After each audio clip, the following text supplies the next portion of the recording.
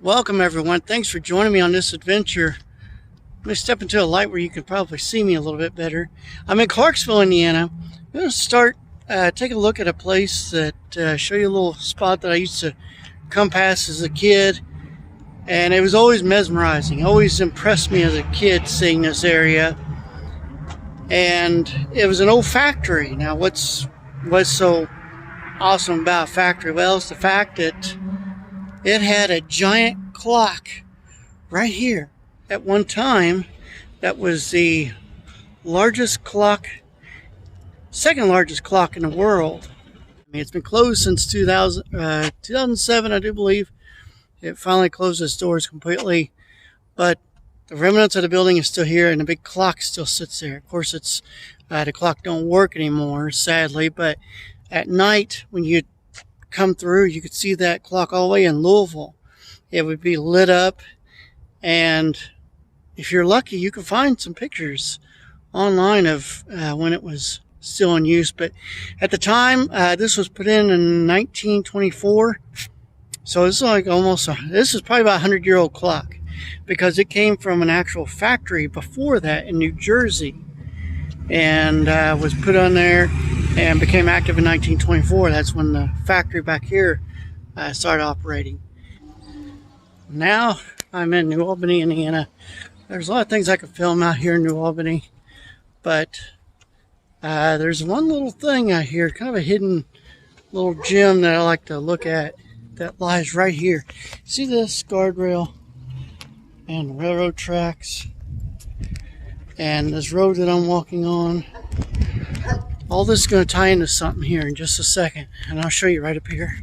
Okay, so I mentioned this road, big deal, and the railroad tracks, still big deal. What's so special about it? Well, this road would come along and used to drive across onto this bridge, and there's still today an active railroad bridge.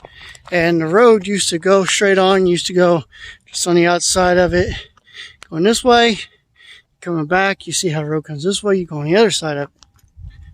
And it's still an active railroad bridge to this day. But back in the 50s and 60s, I'm not sure when they cut access off to this, but back then this is how you went into Louisville. Let's go for a closer look. You still see where cars used to be able to come across right here. Be able to walk. And here you can still see the remnants of this old bridge, where cars used to, the car lane of the bridge. That's crazy. All that's still here. And the road that come off of it still exists. Like I say, you used to be able to come along, go straight on, and catch into the main road. Now the other way ends on up there, but you could tell I just went along right about even. It's on the other side of that track and went along up through there. Finally, on our last stop in this little video, we mentioned one train bridge. Now we're going to be taking a look at another train bridge that you can actually walk across. Now, that's no trains go across it now, but I'm going to take a look at another bridge right here in Jeffersonville. Check this out. This is the Big Four Bridge, as it's called. You got the Ohio River here, and you've got the JFK Bridge and the Abe Lincoln Bridge over that way. This beautiful bridge was built in 1895, originally built for trains, but of course there's no trains coming on anymore. But it was built back in 1895, was used until about the 1960s, whenever it fell out of use. And then soon after, they'd cut all access to this bridge off. So for many, many years, it just sat here. No access to the bridge. Just sat here in the middle of the Ohio River.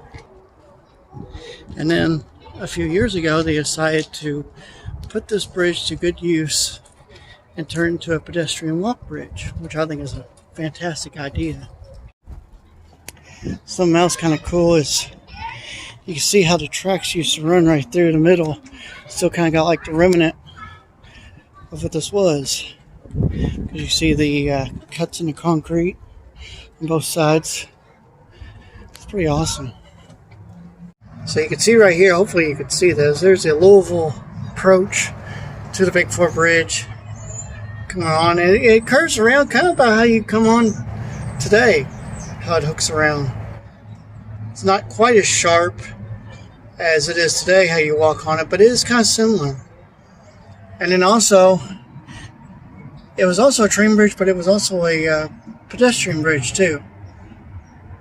That'd be pretty nerve-wracking, I think, to have to walk on a bridge, a train's coming through. Man, that'd be something else. If you look way down yonder, you can see the site of my first stop in this video, the Colgate factory. Right there where the old clock is. But that's going to do it for this video. I want to thank you all for joining me, and I will catch you guys next time. See ya.